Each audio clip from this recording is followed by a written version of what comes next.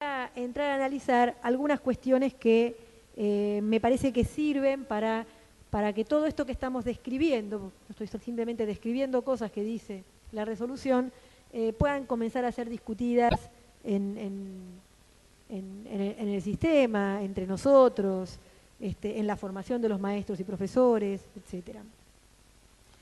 Nosotros tenemos primero que discutir los modos que hemos construido para explicarnos el aprendizaje escolar y sus problemas. Estos modos han ido cambiando en la historia del sistema escolar y han sido acompañados de ciertas formas de la política, en particular de la política educativa, aunque no solamente de la política educativa, que en cada caso conviene analizar. Un primer modo que ha tenido décadas, así que este es el que más persiste. Un primer modo ha sido explicar el aprendizaje y en particular sus problemas sobre la base de atributos de los sujetos que aprenden, ¿sí? Algo así como el modelo patológico individual del que habló durante muchos años María Angélica Luz, Kika Luz, que fue una de las que más fuertemente denunció esto desde hace décadas, ¿sí? Hay un modo de explicar que los chicos no aprendan en la escuela de la manera que la escuela lo prevé, poniendo la explicación en cosas que les pasan a los chicos. Eso daba lugar, en términos de política educativa, a refinamientos del diagnóstico, a mecanismos aceitados de derivación hacia, por ejemplo, los equipos de orientación escolar, las escuelas especiales, las escuelas de recuperación, y hacia cualquier circuito paralelo de escolarización, ¿sí?, al que fueran aquellos a los cuales se les confirmaba que debido a algún atributo particular no podían aprender. Ese atributo podía ser la dislexia, la discalculia mucho tiempo atrás, el retardo mental leve hace 30 años, hoy puede ser el ADD, el trastorno generalizado del desarrollo y cualquier otra epidemia de las que nos depara el DSM-4 periódicamente, digamos. Cualquiera sea la epidemia en cuestión, y no estoy diciendo que los chicos no puedan tener problemas, estoy diciendo que hay problemas que son epidémicos. ¿Qué pasó con la dislexia? ¿Qué pasó con la dislexia? ¿Desapareció la dislexia? ¿Cómo fue? ¿Qué pasó? ¿Qué sé yo? Bien. Segunda, otro modo de explicarnos el aprendizaje escolar y sus problemas. Yo hago una nota al pie acá, discúlpenme, pero discúlpenme si yo tomo un tono humorístico, espero que nadie se sienta molesto con el tono humorístico. Es que hay algunas cosas que, si no me las tomo con humor, me amargan profundamente. Así que, digo, me río un poco porque la verdad que hay cosas que son muy indignantes, pero bueno. La segunda manera de explicarnos tiene que ver con explicaciones basadas en la desigualdad social. Bueno, es porque por las condiciones de crianza de los chicos, por las condiciones de vida de los chicos, porque tienen que trabajar, porque padecen abusos, porque están mal alimentados, Y entonces allí las formas de la política educativa se combinan con formas de la política social. Podemos poner, yo puse allí un par de ejemplos, ¿no? Las políticas sociales de atención a la primera infancia, sabiendo perfectamente la importancia crítica que tiene la primera infancia en el desarrollo infantil.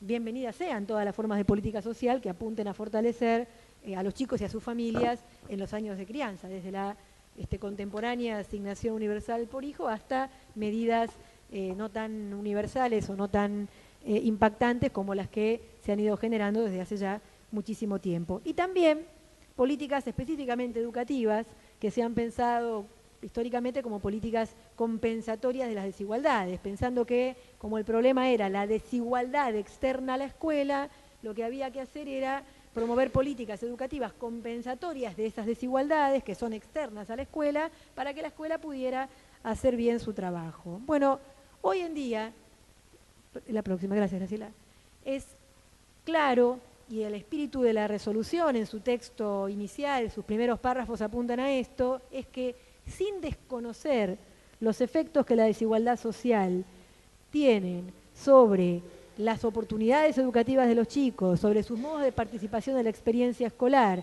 y sobre sus chances de aprender efectivamente en la escuela, hay cosas que ocurren en la escuela.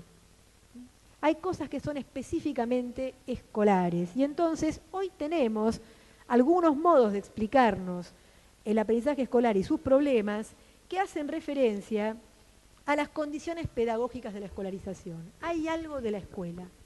Y es a esto a lo que en cierta medida procura apuntar esta resolución. Pero eso abre una pregunta, o por lo menos abre un amplio campo de interrogantes, que es qué de las condiciones de la escolarización hace obstáculo a las trayectorias de los chicos. Y entonces, una más, Graciela. Esto es un gráfico espantoso que yo armé en el año 2007, pero que me persigue y lo sigo usando porque me parece que es expresivo. ¿Qué hacemos? ¿Qué hacemos con el currículum único? Que no es lo mismo que el currículum común. ¿Qué hacemos con el aula estándar?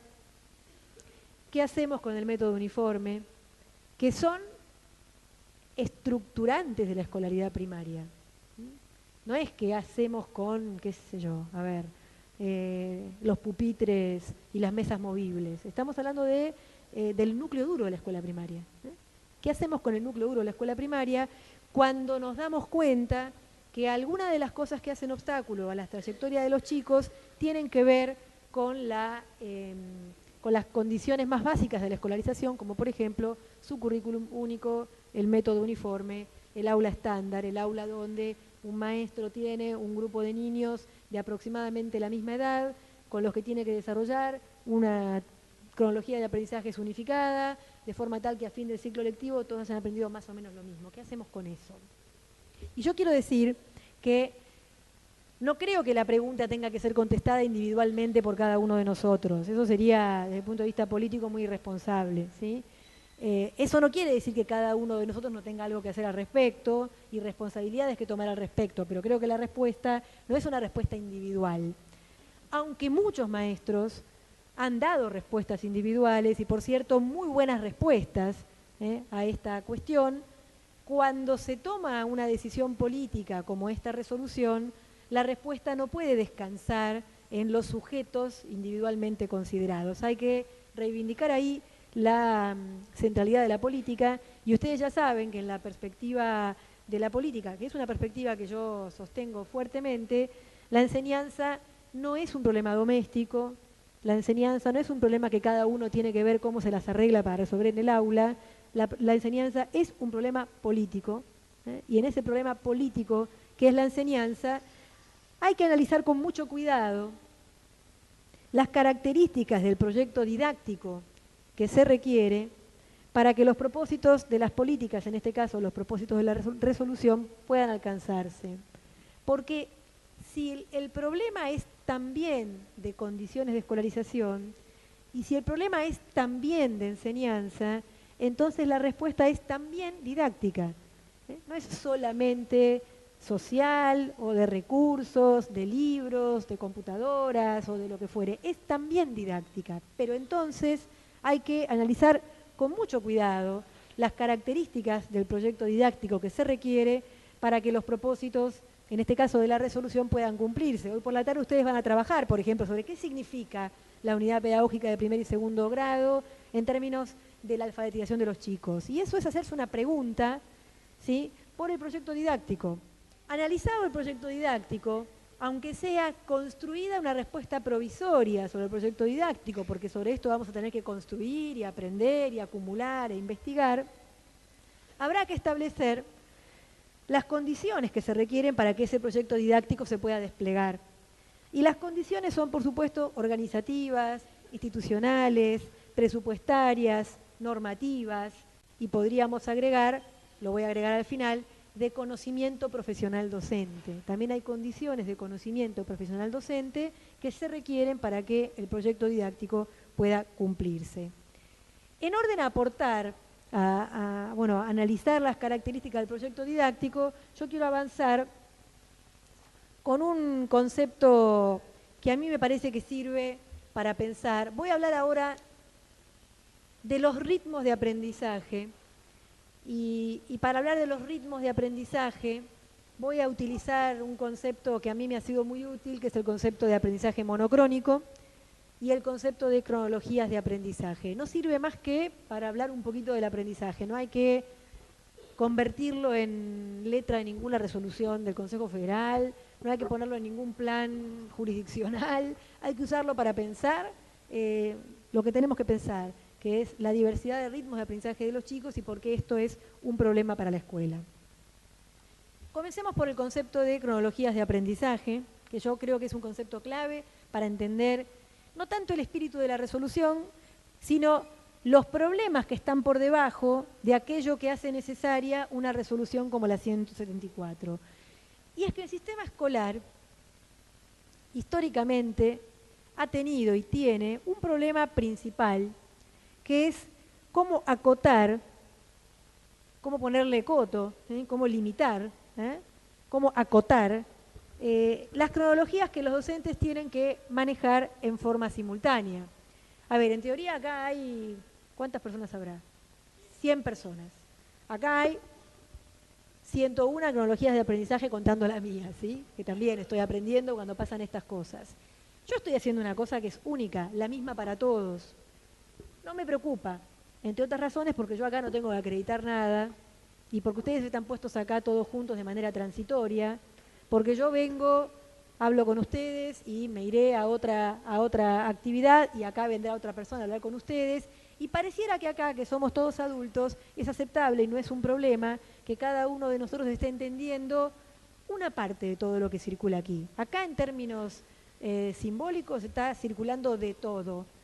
Y sin embargo no estamos entendiendo todo lo mismo. No pareciera ser un problema, pero para el sistema escolar, que es un sistema que ha sido diseñado justamente para tomar masivamente a la población durante muchos años de su vida, porque la escuela primaria, desde que se creó para muchos años. Hablamos de la escuela, por supuesto, de las leyes de obligatoriedad escolar, no hablamos de cualquier otra escuela a la que los chicos pudieran haber asistido antes de las leyes de obligatoriedad escolar. Bueno, un problema para el sistema ha sido cómo hacer para que los cientos, miles y después millones de niños que tienen que ir a la escuela en el planeta puedan ser escolarizados. Y una respuesta organizacional, ¿sí?, ha sido agruparlos. Dice, una más, Graciela. Agruparlos por edades, combinando este agrupamiento por edades con una gradualidad anualizada. Esto se dice fácil, es algo así como los cimientos del sistema. Los cimientos del sistema de educación primaria en el mundo, no solamente en Argentina, es el agrupamiento de los chicos por edades y la combinación de ese agrupamiento por edades con una gradualidad que además está anualizada. Quiero decir que una escolaridad podría ser graduada y no ser anualizada. Qué sé yo, en la universidad hay gradualidad. El régimen de correlatividad establece gradualidad. Primero esta materia para después hacer la otra. Lo que no te dice es en qué tiempo sí o sí tenés que ir cumpliendo cada grado y vos tenés cierta flexibilidad para armarte un recorrido. Esa no es la lógica de la escuela primaria. En la lógica de la escuela primaria, gradualidad y anualización han convergido. Y entonces, edad cronológica, grado escolar y ciclo lectivo han querido decir lo mismo en la tradición escolar. Lo que pasa es que no son lo mismo. Y como no son lo mismo, hay que empezar a desarmar esa equivalencia que se fue armando y que sostiene nuestro conocimiento profesional. Lo que subyace a buena parte del saber pedagógico con el que nosotros podemos contar es lo que podemos llamar un aprendizaje monocrónico, una cierta idea de que lo que hay que hacer cuando se enseña es proponer una secuencia única de aprendizaje para todos los que integran un grupo clase y que hay que sostener esa secuencia a lo largo del tiempo y hacerlo de modo tal que al final de un proceso prolongado de enseñanza que equivale a un ciclo lectivo, el grupo de alumnos, el grupo de alumnas haya aprendido las mismas cosas. Esta es la lógica de la escolaridad. Yo he sido maestra algunos años de mi vida, esto era lo que yo pensaba a comienzo del ciclo lectivo. Pensaba en mi plan anual, ¿sí? Podría ser todo lo creativa y variable que se les pueda ocurrir, pero yo pensaba que a lo largo de los 9 meses que los chicos iban a estar conmigo, yo tenía que hacer ciertas cosas para que durante el año los chicos aprendieran más o menos las mismas cosas, que eran las cosas que se esperaba para el grado escolar que yo tenía a mi cargo. Y esto estaba bien. O sea, yo pensaba que esto era lo que yo tenía que hacer, esto no era que yo me levantaba con un designio perverso en la mañana, ¿sí? Sino que esta era mi tarea. El problema es que hace rato que esta perspectiva monocrónica del aprendizaje está en crisis. En los plurigrados rurales siempre estuvo en crisis, siempre fue un problema cómo combinar las varias cronologías, ¿sí?, con la enseñanza simultánea, porque ahí había agrupamiento de los chicos, pero simplemente por razones poblacionales, con un único maestro de distintas edades, en distintos grados escolares, para obtener distintos aprendizajes en el mismo periodo. Esto siempre fue un problema y cabe decir que más allá de experiencias muy reconocidas, como las que todos podríamos recordar rápidamente, tardó muchísimo el sistema educativo en registrar institucionalmente que había que dar una respuesta política a la enseñanza en los plurigrados rurales. No solamente que algún maestro le encontrara la vuelta al asunto, sino una respuesta de orden político al problema de la enseñanza en los plurigrados. Pero además, el aprendizaje monocrónico ha entrado en crisis también en el aula estándar, o sea, en el aula que cualquiera de nosotros podría haber tenido a su cargo si no trabajaba en una escuela rural, y por lo tanto tenemos que empezar a contestar la cuestión de cómo hacemos con múltiples cronologías de aprendizaje, que es una idea que todos podemos sostener en términos teóricos, en términos analíticos, inclusive en términos ideológicos y políticos, pero que contrasta con el saber que tenemos.